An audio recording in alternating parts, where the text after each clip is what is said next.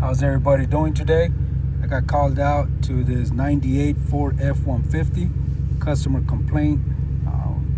It's running a little bit rough. There's some slight backfiring from the intake system under load. I'm looking at the fuel trims right now. As you guys can see, it definitely shows that it's running a little bit lean. But what I'm going to do is I'm going to gradually accelerate it to 3,000 RPMs. If the fuel trims get better, then it's going to give me some direction. Most likely, if they do get better, it definitely has a vacuum leak. If they get worse, then I'm going to be looking at MAF sensor, possible O2 sensors, or even looking at the fuel injectors as well. But let's take a look and see what it does.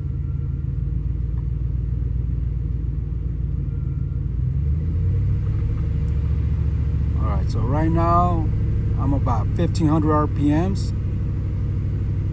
Take a look at those fuel trims, the long term, short term.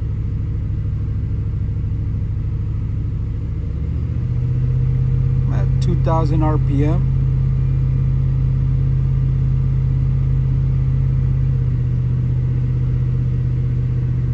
Fuel trims are definitely getting better. I'm gonna go at 2500 RPMs. There we go. 3,000 RPM.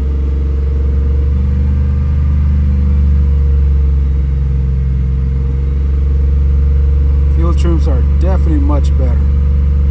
So we're going to be going after a vacuum leak on this vehicle. Now, one of the things to advise you, the customer did advise me that he removed the throttle body and also the base for the throttle body to do a cleaning, to clean out the EGR ports as well. So most likely the customer did advise me that the seals or the gaskets were not replaced. So I'm sure there's going to be a vacuum leak somewhere in that area, but we're going to do further testing. We're not going to guess, we're going to test and figure this out.